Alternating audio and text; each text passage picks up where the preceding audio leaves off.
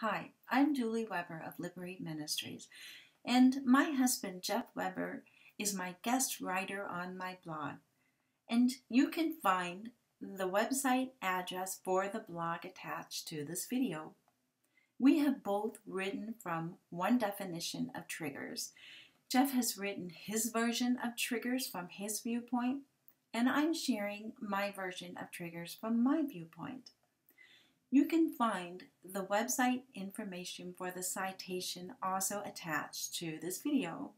Okay, so definition of triggers is, according to psychcentral.com, a trigger is something that sets off a memory tape or a flashback, transporting the person back to the event of her or his original trauma.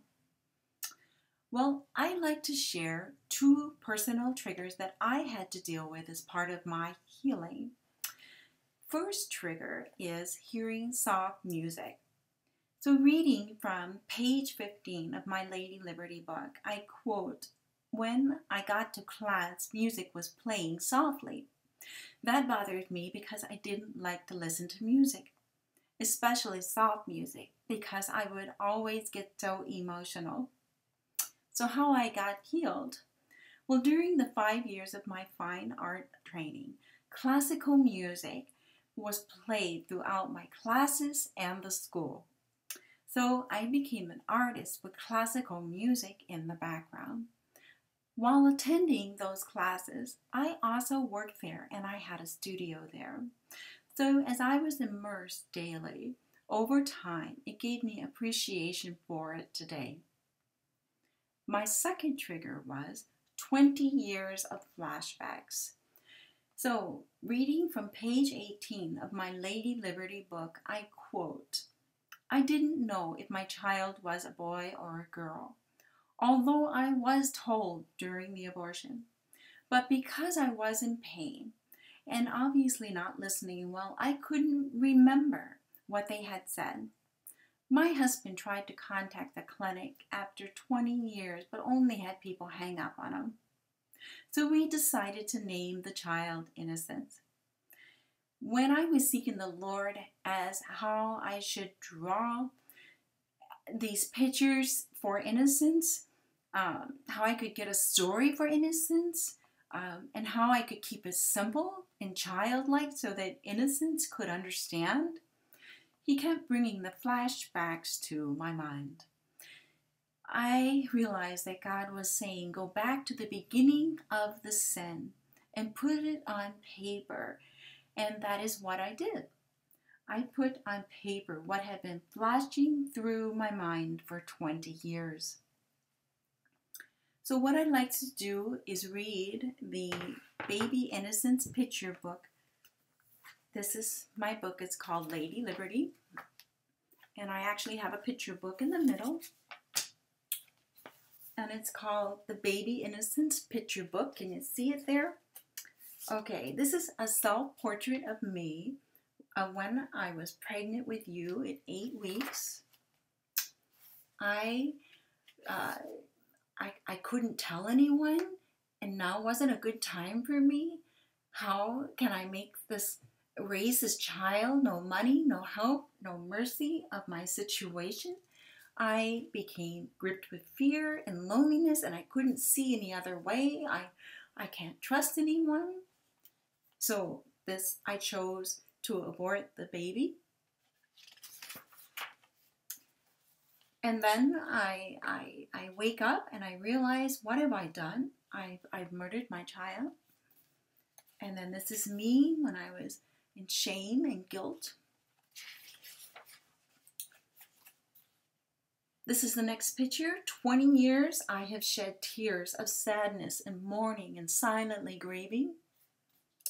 And this next picture is, Lord Jesus, please forgive me.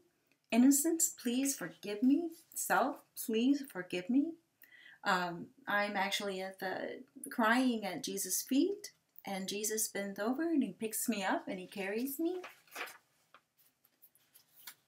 Father God, I commit my child to you. Thank you, Lord. And I did a picture of heaven there with the cross. And then I show innocence in paradise. And I drew a picture of heaven, and there are some other children there. And I say, Lord willing, someday, as King David said, I go to the child. Okay, well, let's summarize, okay? So I shared 2 of my personal trigger examples and how I dealt with them as part of my healing. The end result of having triggers produced flashbacks. In my music example, being immersed in music simultaneously while learning a new skill in art. It renewed my mind and my emotions in a very healthy, constructive way. And so after I went through healing, triggers are not supposed to be as strong. And they're not supposed to be that way for anyone. Sometimes they mellow with age, as they did in my music example.